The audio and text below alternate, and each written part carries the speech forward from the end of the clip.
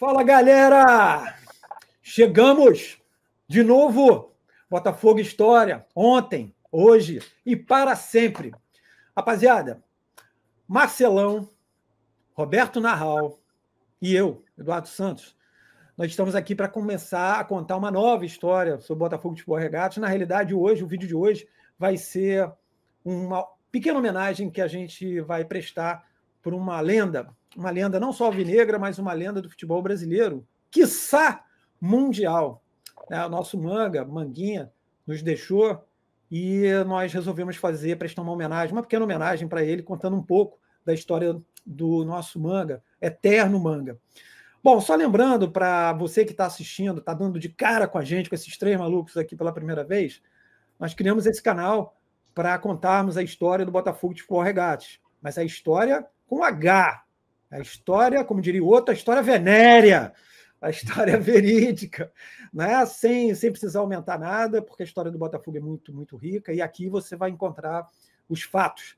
A gente resolveu começar esse trabalho com as chamadas quatro decisões, foi uma ideia do Roberto Narral, as quatro decisões do ano passado, né? Botafogo e Palmeiras, Botafogo e Atlético, Botafogo e Inter, Botafogo e São Paulo, não para a gente contar a história desses jogos, mas de confrontos envolvendo esses adversários. E o primeiro episódio foi Botafogo e Palmeiras. Nós três contamos histórias a respeito de três confrontos entre Botafogo e Palmeiras, confrontos lá de trás. Tá bem legal, bem bacana. Tem o vídeo na íntegra e tem os cortes. Cada corte com um jogo em específico. Bom, rapaziada, vamos começar a nossa pequena homenagem para o Manga. A gente vai contar um pouquinho da trajetória dele, não só no futebol do Botafogo, e um pouco da história do futebol internacional, porque o cara realmente é impressionante. Eu vou começar pelo início. Eu vou começar pela chegada do Manga no Botafogo, né? O Manga chega em 1959, veio do Sport Clube Recife, mas o Manga começou, antes de mais nada, né? Por que do apelido Manga? Se você for à Wikipédia, dependendo da sua chinfra, né? Se você quiser gastar uma onda, tu vai lançar um Wikipedia. Você já vai ver de cara uma bobagem lá. Diz que o Manga adotou esse apelido em homenagem ao goleiro Manga, que foi do Santos, que jogou no Bom Sucesso, não tem nada a ver uma coisa com a outra. O Manga é Manga porque ele adorava Manga, ele e os irmãos, tanto que um dos irmãos do Manga chamava-se Manguito, e o Manga virou Manga e passou a jogar no juvenil do Sport Clube Recife, né? E em 1955, olha que coisa curiosa, o Manga esteve aqui no Rio de Janeiro, no Clube de Regatas Vasco da Gama. É isso aí, ele foi fazer um teste de 2 meses, acabou jogando pelo Expressinho do Vasco. Reza a lenda que recebeu um dinheiro lá para poder ficar esses 2 meses e uma dentadura. E aí que depois desses 2 meses ele acabou voltando para Recife. A gente não sabe se realmente houve algum problema em relação a acerto financeiro ou se a dentadura não encaixou. A gente realmente jamais vai saber essa história. Ele volta para o esporte e, a partir do momento que ele passa a ser profissional, ele era reserva de um goleiro icônico lá, chamado Carijó. Após assumir o posto de titular, um abraço não teve para mais ninguém, o esporte ganhou uma lenda também. O Manga foi campeão pernambucano, arrebentou, o futebol nordeste conhecia, e o Botafogo foi buscar o Manga, que chega em 1959. Antes de eu passar para o meu amigo Marcelão, quando o Manga chega, ele já impressiona os repórteres, né? Porque naquela época, um sujeito com 1,86 m tem sempre alguma discordância, né, em relação à altura. Tem gente que coloca o cara com 1,90 m, 2,5 m. Os registros dão conta que o Manga tinha 1,86 m. Se liga em 1,86 m em 1959, quando ele chega aqui no Rio de Janeiro, né? Na década de 50, um sujeito com 1,86 m era um cara bem grande. Entende? Então, impressionou. Os repórteres ficaram impressionados com o Manga, porque além de um cara alto, ele era forte, ele não era aquele varapau, né? Então os caras ficaram impressionados. E o Manga chega já com status para assumir a titularidade. E aí eu passo a bola para o Marcelão. Conta aí, Marcelo. Pois é, ele estreou dia 18 de julho contra a Portuguesa do Campeonato Carioca, foi 2-0 o Botafogo. Depois jogou contra o Bangu, isso o Edu vai falar melhor do que eu. jogou mais um jogo e foi para Recife num amistoso contra o Sport, de onde ele veio, o Bavô ganhou de 6-0. Isso fazia parte do pagamento do passe do Manga, né? A renda deu mais de 500 mil cruzeiros. Para vocês terem ideia, a arquibancada aqui no Maracanã era 34 cruzeiros. Se o preço fosse igual ao daqui, eu acho que não, talvez lá fosse mais barato. O público seria mais ou menos de 15 mil, pouco mais de 15 mil. Deve ter dado mais lá, né? Que lá devia ser mais barato o ingresso. E aí, teve esse amistoso contra o Sport e volta para o Carioca. O Edu sabe contar melhor essa história aí de 0-0-0-0 contra o Botafogo. Pois é, rapaz, o cara volta desse amistoso contra o Sport, né? Como o Marcelão falou, fazia parte da negociação, da transação para a vinda do Manga. E o curioso é o seguinte, que ele estreou, como o Marcelo falou, contra a Portuguesa, sem sofrer gol, veio o segundo jogo, também não sofreu, no terceiro também não sofreu, veio o quarto, também não, veio o quinto, também não. O Manga só vai sofrer o primeiro gol no jogo contra o América, no sexto confronto, e com um pequeno detalhe, aos 45 do segundo tempo.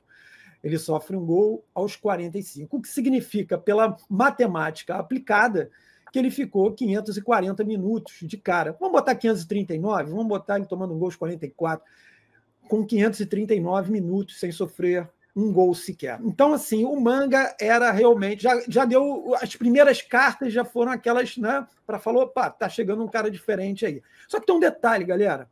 Além do Manga, e a gente vai falar ainda bastante sobre isso, né? Da qualidade do Manga como goleiro, além de não gostar de sofrer gol, ele não gostava mesmo. Aliás, não gostava de sofrer gol e não gostava de perder para um certo time, que a gente vai falar aí. O Manga tinha uma outra virtude, que era fazer gol.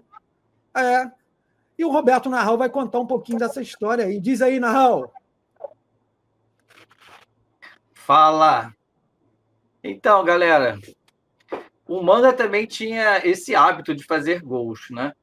E pelo Botafogo, ele fez um gol numa disputa de pênaltis. Pouca gente sabe disso. Muitos acham que o único goleiro do Botafogo que fez gol foi o Renan, numa disputa de pênaltis em 2015, pela semifinal do estadual contra o Fluminense. Todos os jogadores bateram pênalti naquele dia, em 2015. Estava 8-8. O Cavalieri chutou o 11º pênalti do Fluminense. Exatamente. Foi lá na nuvem, na lua. Estou esperando a bola chegar. É o delay. E em seguida, Renan bateu e fez o gol, ajoelhou, comemorou, os jogadores fizeram aquela festa. Então, os mais novos... Fala aí, Marcelão. Tem um amigo meu, botafoguense, doutor Lauro, é uma figuraça. Ele chegou para mim, encontrou comigo na rua depois do jogo, aí falou assim, pô, eu não sabia que o Renan sabia bater pênalti. Aí eu falei para ele, pô, nem o Renan sabia. Todos nós vimos, né? Todos nós vimos que ele não sabia, mas fez o gol, isso que importa. Então, para os mais jovens, até para a imprensa mesmo, para a imprensa, nada foi falado. Eu imaginei até que fossem noticiar naquele dia que lá atrás, em 1963, o Manga fez um gol também numa disputa de pênalti, mas nenhuma lembrança, ninguém mencionou, nenhum órgão de imprensa, nenhum jornal, nada. O Manga, numa disputa de pênaltis, ele fez um dos gols, o Botafogo venceu por 4-1 a decisão do terceiro lugar do torneio de Florença. Esses torneios de verão que acontecem, ainda acontecem, né? Mas que antigamente os clubes do Brasil, da América do Sul em geral, iam para a Europa, disputavam, e ele fez esse gol pelo Botafogo. Então o Manga tem esse golzinho. Fala, Eduardo. Contra quem foi o jogo, Narral? Então, exato. O jogo foi contra o Vojvodina, da Iugoslávia na época, hoje é Sérvia, e terminou 0-0, o Botafogo dominou o jogo, mas não conseguiu fazer gol. E aí, após 90 minutos, decisão por pênalti. Bem lembrado, eu tinha esquecido do adversário. Depois ele virou treinador, né? O Nahal? Depois virou treinador, né? Dirige hoje o Fortaleza. Não podia deixar passar isso. Não podia deixar. Foi mal. Vai, segue. Vai. Então, mas o Manga, ele tem mais gols na carreira, né? Exatamente no último jogo dele pelo Sport Recife, antes dele chegar ao Botafogo, né, na semana antes, ele fez seu último jogo pelo Sport contra o Ferroviário de Recife. E a partida foi 4-3 e ele fez um dos gols de pênalti. Pelo Nacional do Uruguai, ele também disputa de pênaltis em 71, contra a Alemanha Oriental, chegou a fazer também um gol. Maneiro. Isso numa disputa de pênaltis desses torneios de verão. E assim, esse torneio foi no México, tá? Esse torneio foi no México, que ele fez esse gol contra a seleção da Alemanha Oriental. Em 73, aí sim, nos 90 minutos, ele marcou um gol, chutou a bola da sua própria área, a bola quicou, encobriu o goleiro. Bem parecido com esse gol que aconteceu na Dallas Cup, que o goleiro do Botafogo fez, e deu o chutão, e a bola quicou, encobriu o goleiro. O Manga fez um gol muito parecido, né? E foi pela Copa Cidade de Montevidéu. Foi 7-0 no Racing e ele fez o 7º gol. E em 74, pelo Internacional, ele também fez um gol de pênalti nos 90 minutos contra o Gaúcho. Estava 3-0, pênalti no finalzinho do jogo. O Minelli deixou ele bater, ele bateu e fez o gol. O Manga, ele tinha... no Botafogo, desde sempre, ele se tornou uma figura bastante curiosa. E diversas histórias, né, cara? As pessoas convivendo com o Manga, histórias hilariantes, e vários jornalistas super famosos na época tinham o hábito de colecionar essas histórias. O Marcelo pegou algumas histórias bem divertidas a respeito do Manga e vai dividir com a gente aí. Eu peguei de colunas do Sandro Moreira, né? Sandro Moreira era muito amigo do Manga, mas gostava de contar umas histórias hilariantes sobre o Manga, né? Uma das mais famosas foi na época que o Zezé Moreira, em 1970, era técnico do Nacional do Uruguai, onde estava o Manga. O Manga saiu do Botafogo, foi para o Nacional do Uruguai em meados de 68, né? E aí o Zezé vinha para o Rio e falou: Manga, quer que eu leve alguma coisa para você? Que eu traga alguma coisa para você? Aí o Manga: sim, eu estou sentindo falta de um desodorante que eu usava chamado ioiô. Você traz para mim? Aí o Zezé: tudo bem, tranquilo. E ninguém conhecia o tal do desodorante ioiô. Até que ele chegou numa que a moça que estava atendendo ele começou a dar um sorrisinho, né? Ele perguntou por quê. Ela falou assim: não sei, deve ser aqueles que estão naquela prateleira ali, que são os desodorantes 1010. Quer dizer, o Zezé ficou passando papel de ignorante, né? E jurou por Deus que nunca mais ia fazer compras para o Manga, né? Uma outra história que aparece lá no Sandro, aí tem umas controvérsias, porque o Botafogo estava excursionando na Europa. O Sandro diz que ele estava em uma cidade do interior da Espanha, que iria para a Alemanha. Para mim, numa entrevista que eu fiz com o Paulo Amaral, e o Eduardo também fez, né? O Paulo Amaral falou que foi na Suécia, mas era a famosa história do rádio. O Manga comprou um rádio lá e não entendia nada que o rádio falava. Aí foi reclamar com o Garrincha, o Garrincha estava do lado dele, aí o Garrincha para sacanear, né? Assim, não, aí tem um pininho que você bota aí, não sei o quê, quando começa a falar em português. E o Manga procurando um buraquinho no rádio para botar o pininho e não achava. Aí falava: vou jogar esse negócio pela janela, vou jogar fora. Aí o Garrincha: não. Deixa, eu não vou deixar esse prejuízo sozinho. Eu pago $20 no rádio. Aí o Manga vendeu o rádio para o Garrincha. Entendeu? E tem também uma história que o Botafogo concentrava ali no no Hotel Argentina, essa já é popular, meu pai contava, muita gente contava, o Edu sabe disso.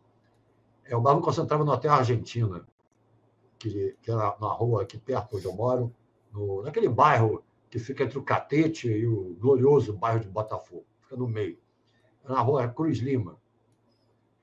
E quase na esquina da Cruz Lima com a Senador Vergueiro, ó, Cruz Lima é uma ruazinha pequena entre a Senador Vergueiro e a praia, quase na esquina, tinha um banco.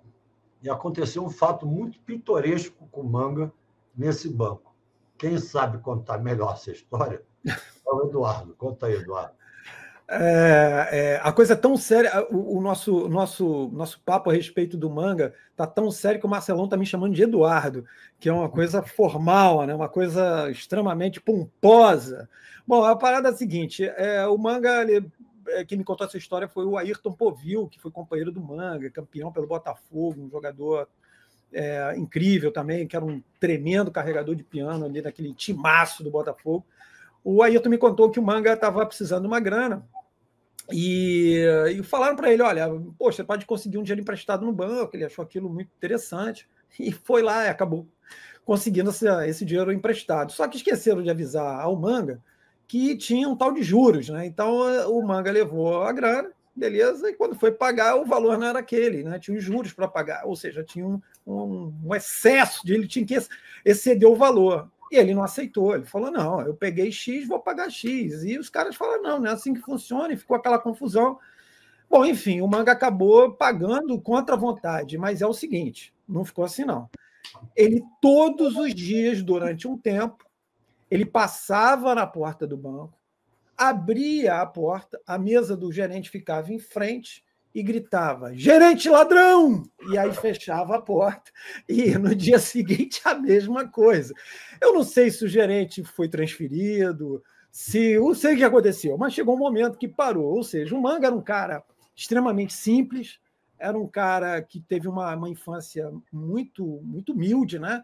E, de repente, ele veio para o Rio de Janeiro, que na realidade era o estado da Guanabara na época, que era o cartão postal do Brasil, capital, né? Capital federal. O Rio era a Guanabara, né? Era o grande centro. Então foi um choque cultural para o Manga, um choque muito grande. O Narral citou, né, a ida para o Nacional, e a gente quis fazer hoje um episódio que não fosse cronológico, que fosse bastante solto, para que a gente pudesse devagar um pouquinho sobre a história do Manga. A gente precisa. É muito importante lembrar o seguinte: primeiro, o Manga você entendeu o tamanho dessa criança. Ele é o maior vencedor de títulos da história do Botafogo. O cara ganhou 20 títulos, redondamente 20 títulos. Na realidade, poderia ter sido 21, né? Teve um torneio em Buenos Aires em 64. Botafogo, River, Boca e Barcelona. Olha o nível do negócio, hein? Disputando esse quadrangular, e River, Boca e Botafogo terminaram empatados. Empate triplo, só que não havia data. O Botafogo tinha que voltar para a disputa do Campeonato Carioca e meteu o pé, voltou, e esse torneio ficou sem campeão. Então o Botafogo poderia ter conquistado o título e, por via de consequência, o Manga colocado o 21º na sacola. Então o cara tem 20 títulos. É um jogador, o quinto maior, o quinto jogador, quinto jogador com o maior número de jogos. Quinto jogador com o maior número de jogos. Marcas extraordinárias. Ele já chega no Botafogo em 59, como eu falei, e no mesmo ano ele é convocado para a seleção carioca, no finzinho do ano, né? Ele fica na reserva do Castilho.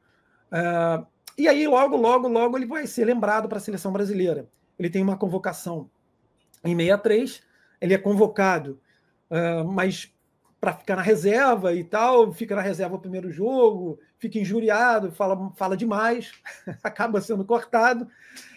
Mas 2 anos depois, o Manga é novamente convocado, e aí para aquele grupo que começa a ser preparado para a Copa do Mundo de 66 na Inglaterra.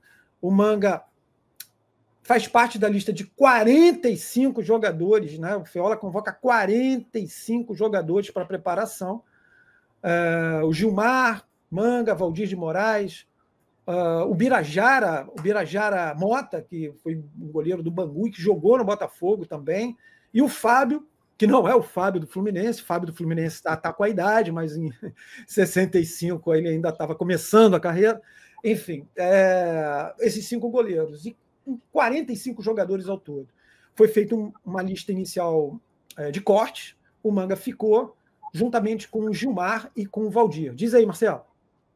É que naquela época o Brasil estava tão mascarado, que ganhou as Copas de 58 e 62, já tinha Marchinha do Tri, não sei o quê, que fez 4 times. Eles chamavam um time de azul, outro de branco, outro de verde, outro não me lembro. Amarelo. Deve ter sido. Então, um time jogava em Minas, outro no Rio. Foi uma bagunça a seleção na Copa de 66. Né? Uma bagunça. E aí, Edu? Manga na Copa de 66. Pois só lembrando que o Gilmar já era certo na lista dos 22. E só ia mais um goleiro. Então, a briga do Manga, briga no bom sentido, era com o Valdir de Moraes. E na lista final, o Manga acaba ficando. Então, o Gilmar era o titular e o Manga reserva. E aí a questão que o desempenho do Manga na Copa do Mundo se limita ao jogo contra Portugal.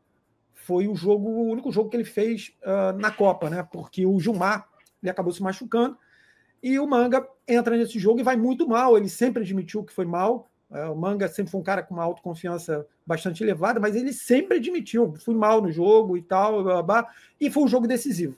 O Brasil perde para Portugal e é eliminado. E o Manga acaba ficando marcado por esse jogo. E o curioso é que o Manga fez 15 jogos pela seleção e só perdeu esse. Foi o único jogo que o Manga perdeu pela seleção brasileira. Diz, Marcelo. Em 65, eu fui ver, eu tinha 6 anos, eu fui ver um amistoso Brasil e União Soviética no Maracanã. Tem imagens dele por aí. O que aconteceu? O Brasil estava ganhando 2-0, gols do Gerson, do Pelé. E aí, tiro de meta para o Brasil. Meu pai abaixou, não me lembro se ele ia acender um cigarro, estava pegando alguma coisa, e não viu o que aconteceu. Eu vi. Eu que avisei a ele.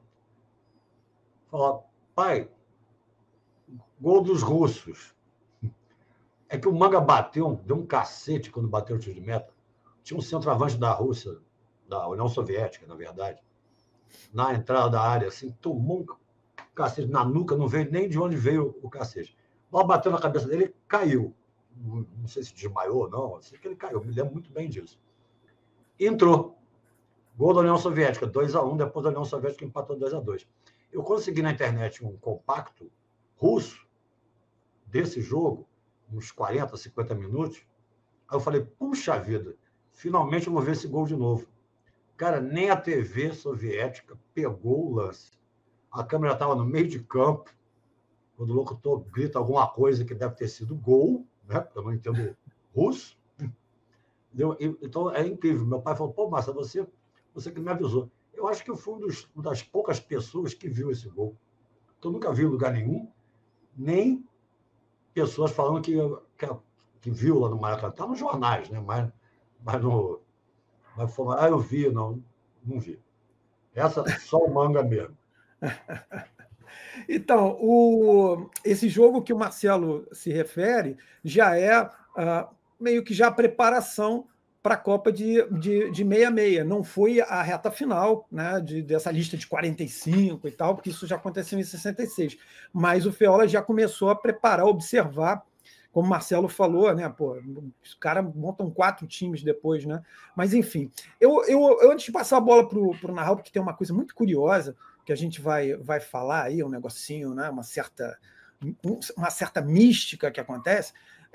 Eu falei da Copa do Mundo, eu falei dos 15 jogos e só a derrota, né? E muita gente imaginou, pô, acabou o Manga, né? A seleção, o Manga já era agora, né? Não foi bem. Esse cara, ele era tão grande como goleiro que, veja bem, gente, eu estou falando de 66, tá? 1966. Ele chega no Botafogo em 59, tá? 7 anos depois de chegar no Botafogo. 66, para o tempo. Abre a tua régua do tempo. Vai ter muita coisa que vai acontecer, tá? O Manga ainda está no Botafogo, ele vai sair do Botafogo, vai virar ídolo em uma série de times, mas eu estou falando de seleção brasileira. Abre a tua régua do tempo e bota para 1977. 11 anos depois. Pois é, 11 anos depois, o Manguinha é convocado novamente para a seleção brasileira. Por quê? Porque ele simplesmente arrebenta quando ele volta para o futebol brasileiro. E aí que é legal a gente falar o seguinte, ele sai do Botafogo, como o Narral citou, ele vai jogar no Nacional de Montevidéu. É o cara recordista de títulos pelo Botafogo. Vai para o Nacional, vira uma lenda no Nacional. Ele é campeão nacional, pelo Nacional, ele é campeão uruguaio algumas vezes, conquista Libertadores da América e o Mundial pelo Nacional de Montevidéu. E aí ele é contratado pelo Internacional. Diz aí, Narral. Então, o Manga está entre os 20 jogadores que mais atuaram pelo Nacional do Uruguai. E em relação ao estrangeiro, ele é o segundo estrangeiro que mais vestiu a camisa do Nacional do Uruguai. E aquele negócio, né? Para aquela época, um jogador jogar fora do país não é como hoje, né? Não era raro um jogador jogar fora em tanto tempo assim. E ele está na história. Se você entrar nos sites do Nacional, tanto de torcedores como no oficial, você vai ver que ele é o 20º jogador que mais vestiu a camisa do Nacional, que é um feito, né? É um feito. E ele foi tetracampeão uruguaio. Zé, você entra, como você falou, se você entrar no site oficial, tem a parte assim, ídolos, tá lá o Manga.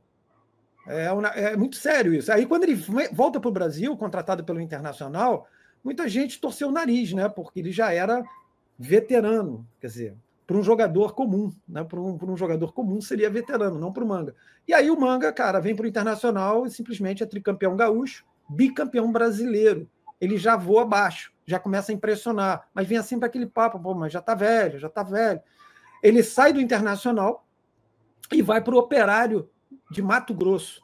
Na época não era nem Mato Grosso do Sul, né? Era Mato Grosso ainda, era o estado antes da divisão. E aí, gente, o que acontece? Ele ajuda a levar o Operário de Mato Grosso à semifinal do Campeonato Brasileiro. O Operário só cai para o São Paulo, que seria o campeão brasileiro. E aí, gente, chega 1977, isso antes da transferência para o Operário, ele acaba sendo convocado para a seleção brasileira para disputar as eliminatórias para a Copa de 78. Olha o tamanho desse jogador, cara. Ele fica na reserva do Leão, que já era um prêmio, né? A convocação do Manga foi um prêmio, não diria nem um prêmio ao desempenho só no Internacional, o prêmio à carreira do Manga, né? E aí o Manga sai do Operário e vai para o Curitiba. E o que acontece com o Manga? O Narral vai falar aqui para gente. Então, o Manga chega lá, disputa o Campeonato Paranaense e aqueles campeonatos com aquele regulamento meio estranho, e no final, decisão, Atlético e Coritiba, né? O 0-0 primeiro jogo, 0-0 segundo jogo, 0-0 terceiro jogo e a prorrogação do terceiro jogo 0-0. Nesse terceiro jogo, nos 90 minutos, o Manga ele sentiu a coxa direita, né? Ficou aquela dúvida se ele voltaria ou não voltaria. Ele pediu para os médicos enfaixarem a coxa esquerda, porque caso fosse para os pênaltis, o jogador adversário ia pensar que ele está ruim daquela perna e ia cobrar o pênalti ali naquele lado dele. E exatamente é o que aconteceu. E é o pênalti que ele pegou, né? Foi para os pênaltis, ele seria o quinto a bater pênalti, não precisou bater, ele foi escalado para bater o pênalti, mas nem precisou bater porque o Coritiba ganhou de 4-1, ele pegou um pênalti e o Coritiba perdeu um pênalti, um ou dois pênaltis, agora de cabeça não estou lembrado. Eu sei que ele agarrou o pênalti exatamente do lado da tal perna que estaria machucada, né? E ele acabou sendo campeão paranaense com o Coritiba em 78. Então, aí você vê, né? Aí você imagina, né? Acompanhando, pô, o cara campeão, acabou, né? Agora acabou a carreira, agora ele vai, né, curtir as férias, vai a sua aposentadoria. Não, ele é contratado pelo Grêmio. E aí, o que acontece pelo Grêmio? campeão gaúcho de 1979. E aí o Manguinha, depois de campeão gaúcho pelo Grêmio, veja bem, campeão gaúcho jogando, tá, gente? Não é no banco ali, olhando, ele era o titular da posição. E aí ele vai para o Barcelona de Guayaquil, e aí vira uma lenda no Barcelona de Guayaquil, e arrebenta por lá. Diz aí, Nahal. Então, é exatamente isso que você falou. Campeão jogar, ele sempre foi titular. Quando ele pegou a titularidade no esporte, lá em 57, né? De lá para cá, até o Barcelona de Guayaquil, até quando ele encerrou a carreira, ele sempre foi titular. Isso é um marco assim, absurdo, né? Para o pessoal de hoje em dia ter uma noção. Ele sempre foi titular por onde passou. Impressionante. E quando, só reforçando o que o Nahal está dizendo, ele substitui uma lenda do esporte, que era o Carijó. Então, quer dizer, o Carijó, ele ficou ali na reserva do Carijó, quando o Carijó deu aquele bateu asas, né, deu aquela famosa... O Manga pegou e não largou mais. A carreira do Manga é absolutamente espetacular. A gente fala muito de Botafogo, tem gente que acha que é exagero, e aí eu vou citar uma situação que é muito curiosa. O Manga, quando logo de cara, no Botafogo, ele já tinha aquela personalidade, né, aquela autoconfiança, só que ele desempenhava, né, era um jogador que tinha os números a favor. Aliás, o Manga ele foi logo abraçado pelos companheiros, abraçado no sentido de bem recebido, e já arrumaram logo o apelido, né, quando ele chegou. Ele já tinha o apelido de Manga, né, e deram um apelido para ele de Jack Palance. Jack Palance era um ator o ator americano de origem ucraniana, né? Enfim, o cara já arrumaram logo uma pinta para o nosso Manga, né? E tem alguma coisa a ver entre eles. Diz aí, Nahal. Jack Palance, que depois ficou conhecido no famoso Manga. Acredite se quiser. É isso aí, bem lembrado. E que a boca miúda chamava de Manga, né? Enfim, fala. Fala, Marcelo. Mas além de tudo isso que o Manga fez, por todos os times que ele passou, pelo Botafogo, ele tinha uma freguesia maneira. Como é que é essa história aí do bicho? Então, pessoal, o Manga, ele tinha uma frase, quando jogava contra o Flamengo, que ficou conhecida e hoje a gente vê mosaico, a gente vê hashtag do próprio Textor, que também já publicou nas redes sociais, que é: o bicho é certo. Toda vez que ia jogar contra o Flamengo, ele falava: olha, Flamengo é papo furado, freguês de caderno, já dei um dinheirinho para a patroa fazer a feira já adiantado, porque já sei que o bicho de amanhã é certo, o bicho do jogo contra o Flamengo é certo. Agora, o que é o bicho, né? Para os mais jovens, o bicho era um valor, um prêmio que o jogador ganhava ali no ato ali da partida, acabava a partida pela vitória. Os salários antigamente, o salário do jogador não era como hoje, né? O jogador, em sua grande maioria, já começa com um saláriozinho alto e o jogador já começa logo conseguindo comprar uma casa, um carro, né? Naquela época, não. Muitos jogaram a carreira inteira e não conseguiram comprar um imóvel, muitos jogadores daquela época. Então, o que fazia diferença, né? Já que o salário não era alto, era um salário baixo, o que fazia diferença era o bicho na vitória do jogo.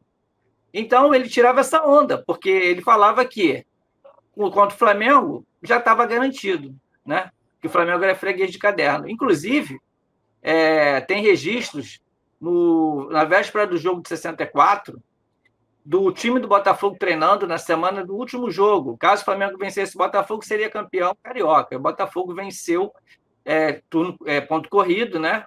Campeonato Carioca de 64, e o Botafogo venceu. E aí acabou forçando o jogo. Bangu e Fluminense foram fazer o jogo extra. Se o Flamengo vencesse, seria campeão. Naquela semana, os jogadores do Botafogo treinavam cantando 1, 2, 3, Flamengo é freguês, fazendo o apronto, treinando, correndo no campo, General Severiano, cantando 1, 2, 3, Flamengo é freguês. Tamanha era a freguesia. Em números, são 29 jogos que o Manga jogou pelo Botafogo enfrentando o Flamengo, com 17 vitórias, sendo que 2 dessas vitórias são títulos, o título do torneio início de 61 e o estadual carioca de 62, naquele jogo magnífico, né, 3-0, 6 empates e 6 derrotas. Então, assim, no clássico é uma diferença muito grande, muito grande. 17 vitórias contra 6 derrotas. Só para se ter uma noção, uma ideia, né, da grandeza, fazendo uma comparação com o maior ídolo do adversário, do caso do Flamengo, o Zico, que jogou entre 71 e 89, são 38 jogos que o Zico enfrentou o Botafogo, sendo que são 13 vitórias do Flamengo, 18 empates e 7 vitórias do Botafogo. Veja, uma diferença de 6 vitórias a mais para o Flamengo. Se você comparar, o Manga são 11 vitórias a mais e na metade do tempo, né? O Manga jogou no Botafogo de 59 a 68. Isso para você imaginar, para você ver, né, a grandeza do feito do Manga. Ele tirava onda mesmo, porque ganhava mesmo, era freguês mesmo, né? Fala, Marcelo. Não, o Roberto, que fazia dupla com o Jairzinho, o Campeonato Carioca de 71, ele foi emprestado para o Flamengo em troca do Brito e do Paulo Henrique. Depois do Campeonato Carioca, o Roberto voltou, o Paulo Henrique voltou para o Flamengo, o Brito ficou no Botafogo. E o Roberto tem uma história muito interessante sobre a época que ele jogou lá, que ele conviveu com aqueles caras. Vamos ver só o que o Roberto fala. O nosso goleiro era o Manga. E o Manga falava assim, é o Flamengo? Essa semana é o Flamengo, então eu vou gastar por conta. Já ia na feira, já fazia as compras, entendeu? Os filhinhos, não, os filhinhos hoje vão comer bem. É o Flamengo, é fácil. Quando eu fui pro Flamengo, o que eles conversavam... Eu fui pro Flamengo, foi em 71. Aí, quando eu cheguei no Flamengo, tinha o Birajara Alcântara, tinha o Murilo, tinha o Reis, aquele que faleceu, né? Paraguai. Tinha Liminha, Zanata, Fio, Dionilson. Então, eles contavam para mim que toda vez que ia jogar contra o Botafogo, tinha que ter muita maçã, que eles tinham desarranjo. É verdade, eles tinham medo do Botafogo. Não, não adianta, a gente joga e perde. Tá vendo só? Foi o que ele disse. Maçãzinha antes do jogo Botafogo, para ninguém desarranjar. Entendeu? Isso... Bom, rapaziada, eu só voltando um pouquinho no tempo, né, em relação à freguesia, que eu ia falar um negocinho antes, era o seguinte: o primeiro título que o Manga conquista pelo Botafogo, e o Narral lembra, é o torneio início de 61, que na realidade o Manga ele foi a primeira competição oficial que o Manga acaba fazendo depois de umas atuações um pouco irregulares no torneio Rio-São Paulo. O Manga sai, o Botafogo vai fazer uma excursão, o Manga sai para uma questão, vamos dizer, psicológica, para tentar colocar a casa em ordem, e quando o Botafogo vai fazer a excursão, o Manga acaba jogando no time de aspirantes, fazendo uns amistosos, time de aspirantes, time misto e tal, e ele arrebenta, ele voa abaixo nesse time, né? O Marinho Rodrigues, pai do Paulo César Caju, né? Pai adotivo do Paulo César Caju e pai do Fred, ele ficava comandando esse time impressionado com o Manga. O Manga queria mostrar que ele estava bem.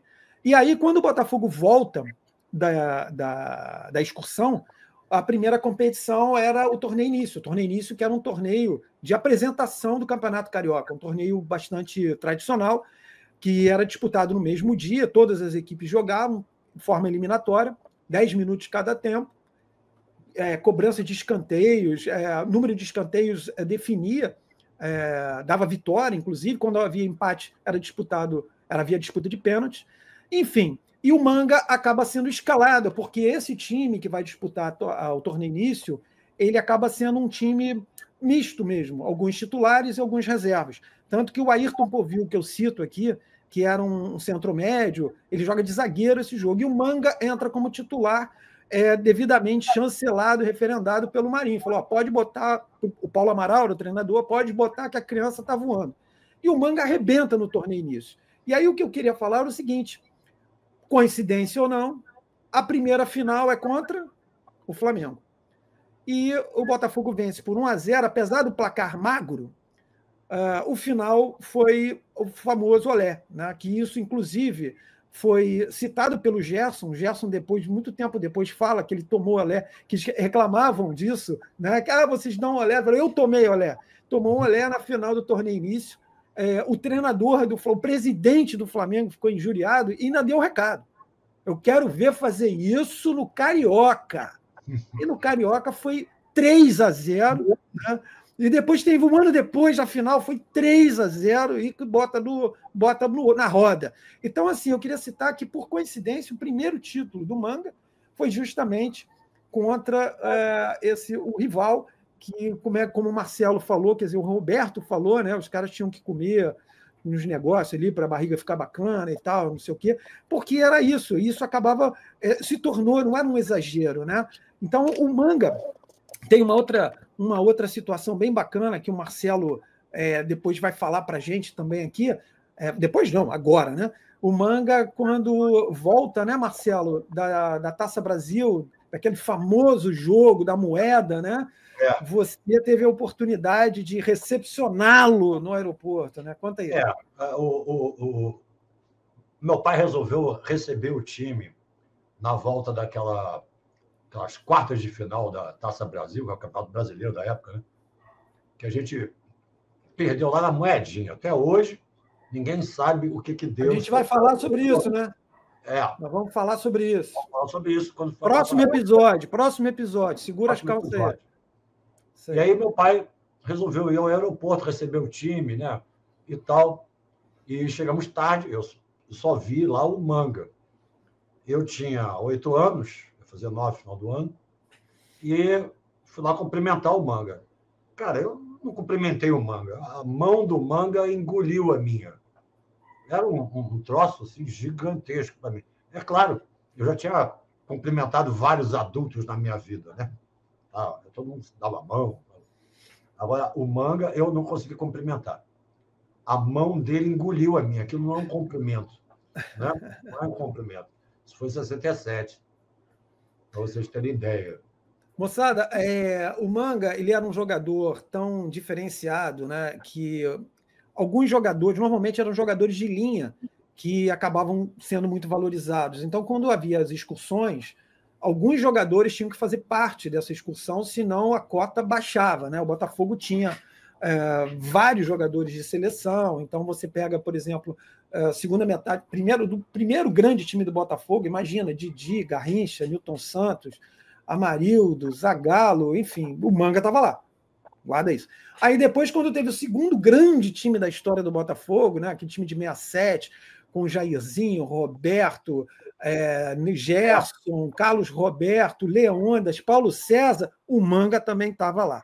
Aí o que acontece? Esses jogadores, que eram as figurinhas carimbadas do álbum, quando iam para a excursão, o valor da cota ia lá para cima. Quando eles não iam, por um problema de lesão, a cota baixava.